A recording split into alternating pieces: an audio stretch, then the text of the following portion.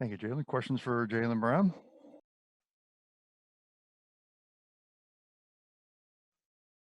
Obviously a career high for you tonight with 50.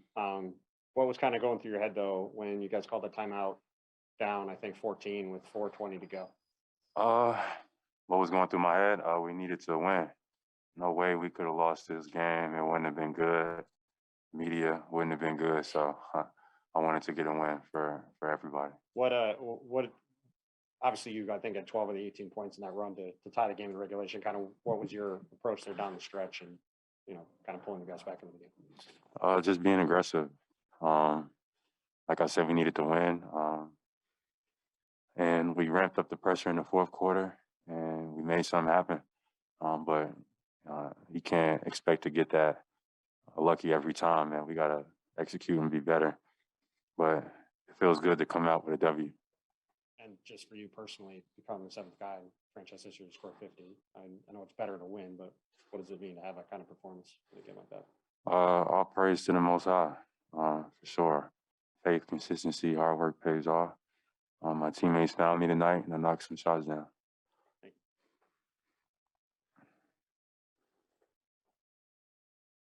You guys do often seem to be at your best when you fall behind. What is it that triggers you guys at that point? I don't know, and I don't like that. If that's the case, that's not good. So we're trying to put 2021 behind us. It's a new year. We're trying to start off on the right note. And first game we got to win, but we got to continue to build good habits. As we welcome guys back into the lineup and things like that, we got to make a push to win some games here, and I think we can do it. Ime was just talking about how he's talked to you, especially when you're the primary guy, like tonight, about kind of simplifying things and not rushing and letting the game come to you. What are the keys for you and kind of allowing that to happen and making sure you kind of can thrive that way? Ime has been great. Despite some of the bad games I might have had, bad reads I might have done, Ime has trusted me, put the ball in my hands to make plays for myself and for my teammates. And I can't do more than appreciate that. I know it's some good days and bad days, but I'm gonna continue to learn and grow by being in those positions, and I feel like I can help my team down the line, and we'll be able to get things rolling, especially we bring JT back, and we get the rest of our guys back. We put together defensively. How this last couple of stretch of games been for me, I think I've learned a lot. He said you could even see it kind of as this game progressed. Obviously, you had some turnovers in that first half, then clean things up in the second, and then even making the pass to Al late, like finding guys. Like what kind of changed even as this game went on?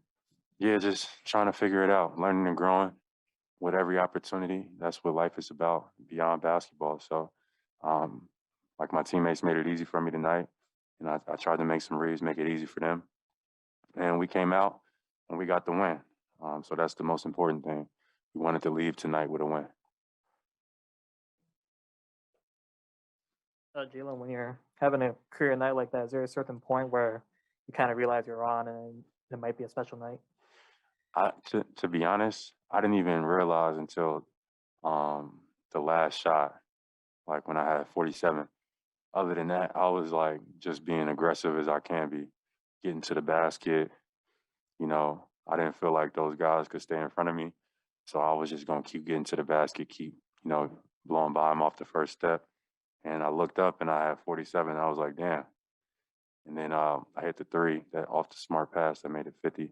But I wasn't even really paying attention until it got to like 45 or 47.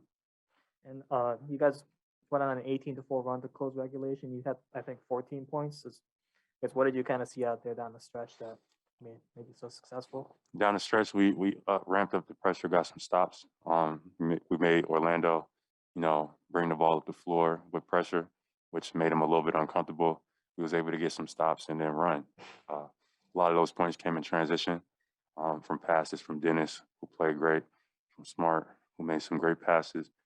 And we made some easy baskets that helped us climb back into the game. But like I said, we don't want to be in those positions too often. We might not get as lucky as we did tonight with the win. So, yeah, we got to keep building good habits. So there's been a lot of troubles with crunch time offense when you guys already are in the lead. Obviously, this is great crunch time offense coming back. And usually a lot of it is that after like the first action, you guys will try to you don't really know what to do from there. But tonight it was either you attacking deep to the rim or just continuing to move the ball and get a shot with like a few seconds left in the shot clock. So you said you learned a lot about trying to lead the offense these last few games. What did you learn about executing in crunch time? Just watching film. I had a really good film session over the last couple of days with Joe Mazzulla, our assistant coach, and just watching how teams are guarding.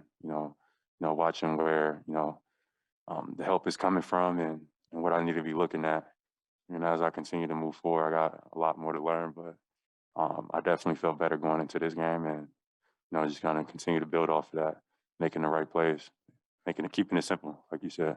When you're doing one of those film sessions, are you just looking at like the things that didn't work out and trying to figure out how to do those better? Or are you also looking at what did work and trying to balance it out? Everything. Watched like yesterday, we watched the whole game. Watched all my minutes, watched the whole game, watched where, I made some good plays, where I made some bad ones, and how we can be better. Also watched other guys, other clips of guys around the league, and just, talk things out and, try to emphasize what to really look for when teams are, guarding you and stuff like that. In the second quarter, you had a pass that went through Al Horford's hands, come out to the timeout, kind of toss the towel up, you kind of going through it, looked like you were kind of saying, I should have thrown this pass. Plop yourself down on the bench. What's going through your mind at that point in the second quarter when you made that turnover? And how do you pull yourself out of that kind of moment to have the fourth quarter that you had? Yeah, a lot of unforced turnovers, which has been frustrating for me and probably everybody watching. But, some of them came from, just lackadaisical passing or slip through somebody's hands or miscommunications, et cetera. So those moments are frustrating, especially when you're trying to do your best to take care of the basketball. But the way I see it is, you can't be afraid to make mistakes. You got to continue to keep playing, keep being aggressive, regardless of whatever the situation, however the game is going to go. That should have evened out down the line. We got, I don't know how many games left, 40, 50. We'll figure it out. Just keep playing and keep guarding, keep making the right plays, keep trying to do the right things. And, I have faith that everything will work itself out, but can't stop being aggressive. So that was my mindset. Does anybody say anything to you in that moment, or they just leave you alone? Everybody on the team and even the coaching staff said the same thing. Like, Jaylen, you trying to do the right thing. You looking at the right stuff. Just keep being aggressive. He may said the same thing to me throughout the game. Just don't take your foot off the gas. Keep being aggressive. That should have worked itself out. And I'm grateful that he continued to put that confidence in me because I just kept being aggressive all game. We'll wrap it up right there. Thank you, Jaylen. Thank you, guys.